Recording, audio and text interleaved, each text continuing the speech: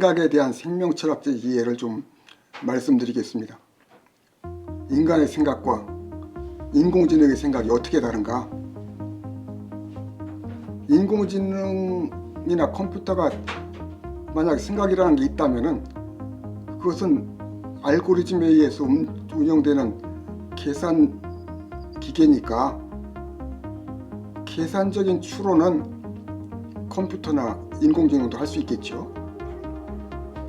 하나 더하기 하나는 둘이다. 둘에서 셋을 더하면 다섯이다. 굉장히 논리적이거든요. 또 추론적인 거고.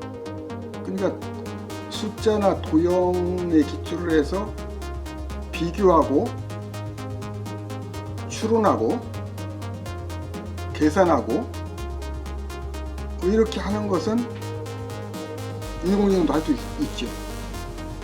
그러니까 산술 계산과 기하학적 도형에 관한 비교, 추론 이런 것이 생각이라고 하면은 인공지능도 생각을 한다고 이렇게 말할 수 있겠어요. 그러나 인공지능의 생각은 기본적으로 계산 수와 도형에 대한 추론을 바탕으로 한 생각이고, 그것은 결국 정보, 데이터로 나타나는 것들이거든요. 정보와 데이터. 인간의 생각은, 그러니까 인간의 감각적 지각, 또 인간의 이성적 생각은 이 인공지능의 이런 수학적, 기하학적 생각 또는 정보 처리 장치로서의 정보 데이터에 대한 처리 과정으로서의 그런 생각, 그런 것과는 다른 게 분명히 있다. 인간의 감각적 지각에는 또는 이성적 생각에는 인간의 생명 전체가 참여하는 측면이 있어요. 손으로 무엇을 만져본다, 느낀다 할 때 이게 단순히 손끝의 감각만 이렇게 움직이는 게 아니잖아요. 인간의 욕망과 감정과 의지가 또는 생각이 총체적으로 이게 참여하는 거거든. 인간의 정신과 혼이 거기 참여하는 거예요. 그러니까 인간의 감각에는 인간의 몸, 마음 전체가 참여하고 있다. 또 이성적 생각도 이성이 생각한다고 하지만은 이성의 생각 속에는 수학적 생각만 있는 것이 아니에요. 논리 개념적 생각만 있는 것이 아니에요. 데이터와 정보의 처리 과정만 있는 것이 아니에요. 인간의 생각 속에는 역시 몸과 마음과 의리, 몸의 감각과 마음의 감정과 어의 영성이 참여하고 있죠. 그래서 수학적 진리와 생명적 진리의 차이는, 수학적 진리는 계산적, 추론적, 평면적, 분석적이라면 생명적 진리는 심층적, 영감적, 다차원적, 종합적이에요. 생명철학은 감각과 이성의 틀과 지역에서 벗어나서 생의 주체와 전체의 자리에서, 얼과 혼의 자리에서 지각과 생각의 내용을 보다 깊고 넓게 입체적이고 심층적으로 보는 거예요. 인간의 생명은 감각과 이성의 감각적 직업과 이성적 생각, 그걸 뛰어넘는 거예요. 감각적 지각과 이성적 인식은 생명의 활동 가운데 지극히 작은 일부분이죠. 인간의 생명과 생각 속에는 물질적 신체로부터 얼과 혼에 이르는 인간 생명의 다층적인 존재론적, 인식론적 차원들이 중첩되어 있어요. 인간이 들에서 꽃 하나를 보았을 때 그 꽃을 무심히 지나치는 사람도 있지만은 그 꽃을 자세히 보고 오래 보고 깊이 봐서 그 꽃과 깊은 교감에 이를 때 그 인간의 감각과 감각적 지각과 이성적 인식과 영성적 감동 속에는, 영감 속에는 참으로 많은 차원들이 중첩되어 있을 거예요. 인간의 몸, 마음, 머리 전체가 거기에 관여되어 있고, 또 우주, 자연, 생명, 우주 전체가 그 들꽃을 향해서, 들꽃을 통해서 나를 만나는 거죠. 우주 전체와 내가 들꽃 하나를 통해서 교감하고 만나는 거예요. 근데 서양 철학에서는 이 수학과 자연과학에 근거해서 철학을 발전시켜 왔으니까 아주 근대 철학의 아버지라고 하는 데카르트 같은 사람은 인간의 이성을 사변적 사회의 세계에 한정시켰죠. 물질적 생명적 존재의 세계와 사변적 사회의 세계를 아주 단절시키고 분리시켰어요. 인간적 사변 속에 있는 생각은 아무리 해도 물질적 생명적 세계에 영향을 줄 수 없어요. 물질적 생명적 세계도 인간 사회 속에 영향을 줄 수 없어. 데카르트가 수학자였거든. 수학자가 생각하는 생각인 거예요.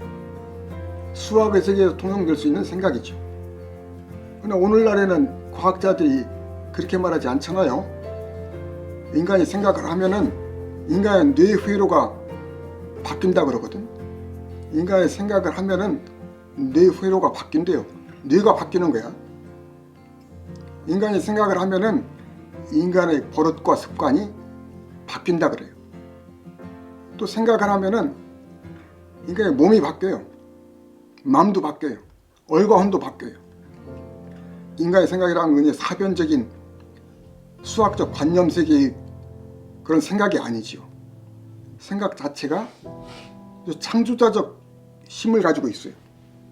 인간의 생각 속에는 머리와 마음뿐 아니라 내장기관과 손발도 생각에 참여하지요. 우리가 뭐를 만지고 손으로 무슨 일을 열심히 할 때 이 손도 일을 하면서 생각에 참여하는 거예요. 열심히 돌아다니면서 발품을 팔면서 움직이면서 일하는 사람들은 발로 생각을 하는 거예요. 발이 생각하는 거예요. 우리 신체의 내장기관들이 우리 생각에 참여한다는 것을 고대인들은 다 알았던 것 같아요. 히브리어에도 자궁, 창자, 자비의 근원이거든. 사랑의 기관, 사랑과 자비가 우러나는 자리와 기관이 자궁이에요. 또 창자야. 우리말도 그렇잖아요. 이 창자를 끊는 아픔. 창자는 아픔의 자리지. 창자뿐 아니라 쓸개라 간이라든 이런 모든 것들이 인간의 감정과 생각을 담고 있는 그런 것들을 표출하는 그런 기관이잖아요. 동서를 막론하고 다 고대인들은 이걸 알았어. 근데 수학에 기반을 둔 사상과 철학을 만들어간 사람들은 이런 걸 다 잘라버리고 인간의 생각이라고 하는 것을 수학적, 계산적, 도형적인 생각으로 축소시켜버렸죠. 몸의 생각이 머리의 생각보다 더 깊고 크게 봅니다. 그래서 니체는 머리의 생각보다 육체의 생각이 더 깊고 크다면서 육체의 대이성을 말했어요. 10억 년 동안 생의 진화 과정에서 생의 힘과 지혜가 축적된 몸과 마음과 얼 안에서 생각이 나옵니다. 그래서 유영모는 몸에서 생각을 캐낸다고 그랬어요.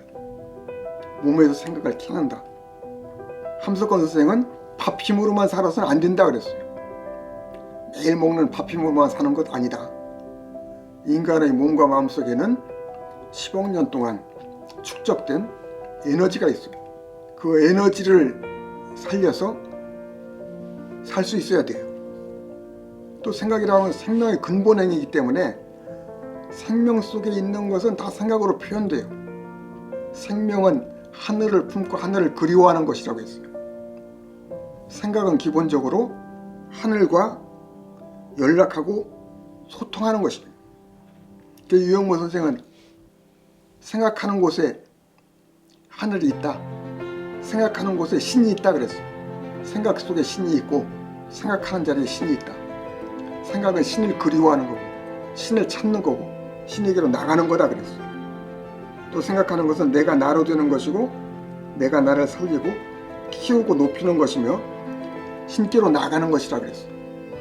왜냐하면 인간의 생명과 정신이 그렇게 하는 것이기 때문에 생각이라는 인간의 생명과 정신이 하려고 하는 것을 표현하고 실행하는 거예요. 생명과 정신은 물질 안에서 물질을 초월해서 하늘을 향해서 나가는 거잖아요.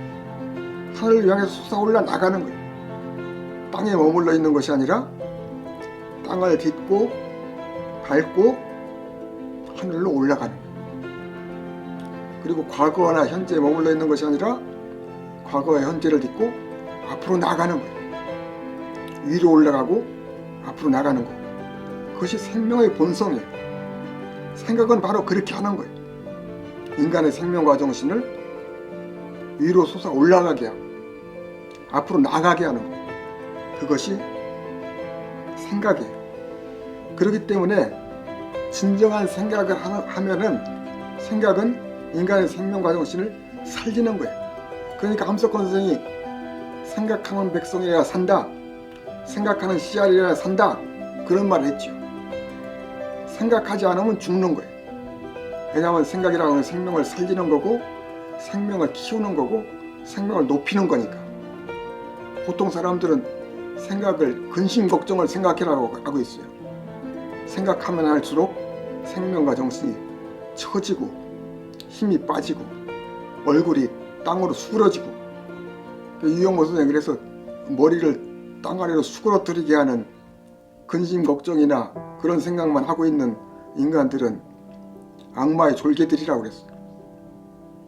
멸망할 길로 가는 존재들이라는 거지. 그러니까 생명을 살리고 솟아 올라가게 하고 앞으로 나가게 하는 이런 생각은 생각 자체가 기도지요. 생각 자체가 하나님께 나가는 거예요. 또 생각 자체가 세상을 바꾸는 거지요.